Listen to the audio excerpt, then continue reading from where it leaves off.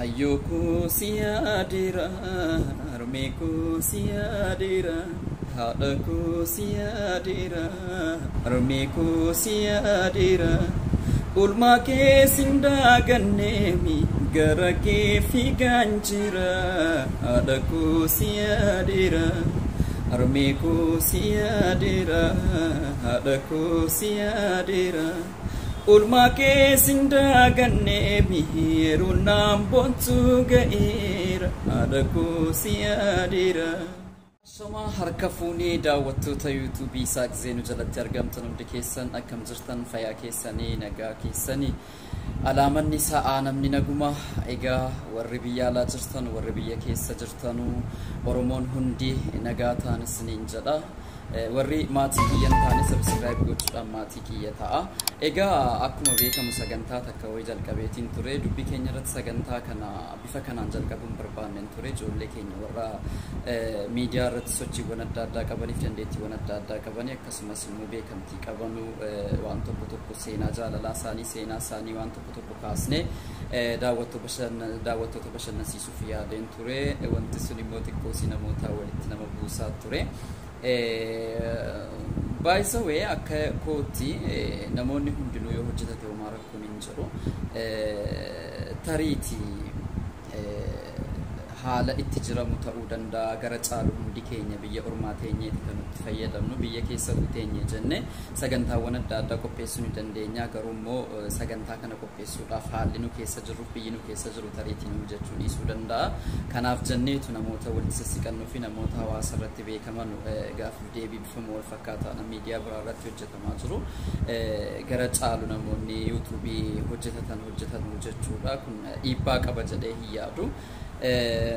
Kanarraani anis namoota sadan tokko siniif dhiyeesseen ture. Muhammad Aljazeeraa caaltuuta Oromoo akkasumas Samiraa TikTok irratti beekamtu jechuudha. Sanarratti gaaffii bashannansiisaadhaa fi nama bohaarsaa ta'e siniif gaafadheetiin ture. Dubbii keenya irratti gaaffii kana akkuma hawaasa yoo nama fuula Facebook irratti gaaffii kana gaafadhaa yoon jedheedhe achi jalatti xiqqoosiisa fuunis babbadeeti jira. Namni arrabaa fi fiigaa waan barnoota waliif qabu gaaffii kana gaafachuu irraa wal arrabsuutu caala waan ta'eef kana fuula YouTube fuula Facebook irratti namootan kana gaaffii barbaadan gaafadhaa jechuuf kanan dhiisee ofumaa kiyyaa gaaffii gaafataa jirutu jira jechuudha. Gaaffii nan gaafadhu waltaawaadhaa fi waan nama bashannansiisuu fi xiqqoosii gaaffii qormaataan guutameedha kanan gaafachaa ture jechuudha. Sana keessatti amma deebisaa turan gaaffii kana bashannansiisaa deebisaati turanii anis amman ogummaa qabutti waan tokko itti daddabalee akka ammoor namatti tolu godhaatiin ture. Ammas namoota ijoollee sin jajjaallatu TikTok irratti haa ta'u social media FB irratti haa ta'u waan biraa irratti haa ta'u warra sin jaallattanuu fi namoota nama bashannansiisan jedhan qabadhee dhufuun kiyya ammas itti fufeetti jira. Kanarraan kan kee xiqqoosi dubbiin ka'ee ture anaaf obboleessa kiyya gidduutti jechuudha.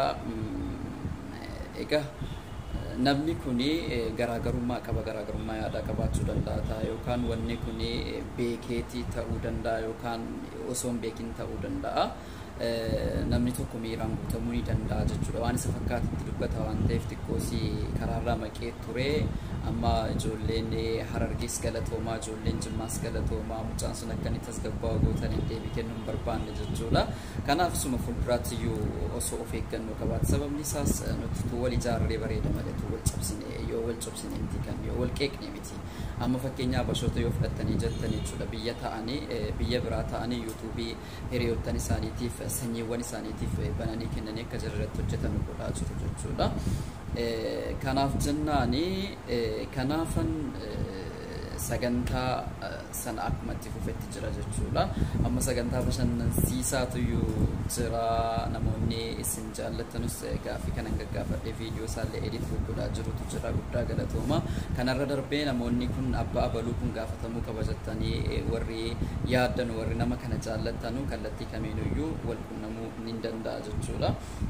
Kanaaf maqaa jaraa komentii jalatti naa ka'aati isiniif hin gaafadha jechuudha. Hayyoku siadira, armeku siadira, haadaku siadira, armeku siadira. Ulma ke sindaganemi, gara ke figanjira, haadaku siadira, armeku siadira, haadaku siadira. Ulma ke sindaganne mihiru nam bontu gaira adaku siadira diganaf dan fite jiru ke fofkati narjom te lupuda anak fuari kamti rakodan koramte yeruna gudistu Nawalin damate ayo jalalan kusatu rakodan of kapde yerona gudistu Nawalin damate ayo jalalan kusatu adaku siadira armiku siadira adaku siadira armiku siadira Ulma ke sindaganne mihiru nam pontu gaira adaku siadira Jiruga dadu kalesa gotu filmon ke gaira Arale si fanjirada umri gutu sikadada umri gutu sikadada umri gutu sikadada Egaa osoo hin beekin gara biraatti makeetiin jira dubbiin haadhaa yeroo kaatu waa hedduu nama yaadachiisa jechuudha. Eenyuun keenyallee warri biyya hambaa jirru warri biyya keessa jirru haati kan keenya nuuf addaa haati kan keenya nuuf jireenya keenya guyyuma guyyaadhaan yeroodhaan haati keenya haadha namaaf yaadamtu. Kanaaf jennaan waan kana wantan kaasuu barbaadee fi ijoolleewwan shamarran kan keenya TikTok irratti haa ta'u social media irratti haa ta'u dubartiin haadha keenya haadha manaa keenya obboleettii kan keenya xiqqoosi social media kun dhugaa dubbachuuf taanaan akka oromootti safuun itti kan itti cabedha kan haati itti tuffatamteedha kan maatiin illee kabajamuu itti dhabedha amma yeroo baay'ee namoonni tokko follow baay'ifachuudhaaf jedhanii beekamtii argachuudhaaf jedhanii waan oromoodhaan waliin fakkaanne kana waan maatii keenyaa waliin fakkaanne kana waan guddisa keenyaa waliin fakkaanne kana jechootan taane jechuutti fayyadamu jechuudha.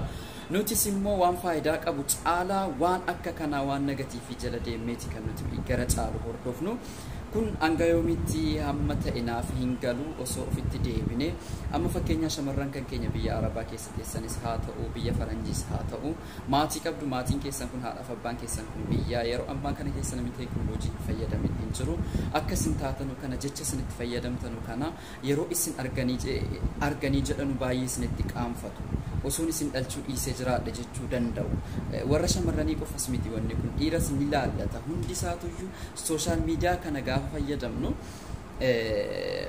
amma danda'amaa ta'etti dhiibbaa uummata oromootiif ammanni karaa qabsoo uummata oromootti yoo fayyadamne gara barnoota barsiisuutti yoo fayyadamne baay'ee ga'aadha baay'ee gaariidhan jedha waan safuu keessaa ba'ee fi waan oromoodhaan waliin fakkaanne waan maatii keenyaa waan guddisa keenyaa waliin fakkaanne kanatti fayyadamuu dhiisne osoo wama faayidaa qabu YouTube banannee gorsas haa ta'u waan tokkos haa ta'u social media Facebookis haa ta'u wanna adda addaa kana osoo hawaasa keenya ittiin barsiisuudhaaf ta'e baay'ee gaariidhan jedha akka yaada kootiitti annugaa dubbachuuf taanaan shamarran kan keenya yeroo isaan miidiyaa irratti ba'anii waan safuu keessaa ba'e waan aadaa keessaa ba'e waan akkaataatti guddanne kana keessaa ba'e hojjetanu hedduun qaanfadha haadha kiyya keenya fuuldura kan koo dhufti maatii kiyya akkatti guddanne kana fuuldura keenya dhufa wanni kun fuulduratti akkam ta'uu deemna kan jedhu baay'ee na yaaddeessa dhugaa dubbachuudhaaf taanaan kun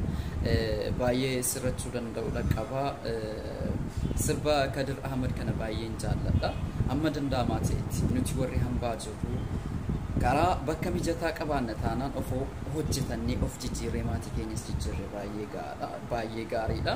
Kanarra tarraan immoo amma danda'amaa ta'e maatii jireenyuma kan kee fooyyeffachuun waan tokko jechuudha. Kanaaf sirba kanas naffeerira sirba kana keessatti akka ofitti deebitanii of yaadattan barbaadeeti. Kadir Ahmad hiriyaa kiyyaa mucaa jimmatti dhalatee guddate amma biiftuu Oromiyaa keessa kan jirudhaas weellisaa ol guddataa lafaa ol ka'aa jirudha jechuudha. Sirbi isaa baay'ee hin beekamne sirbi kun daawwatamuu danda'udha qaba sirboottan hedduu baasaatti jira. Kaasittas hojjetaatti jira jechuudha abdiidhaan eeggannaa. Kanaaf sagantaa kan keenya jalqabe sana ittiin fufaa waan na daawwattaniif galatooma.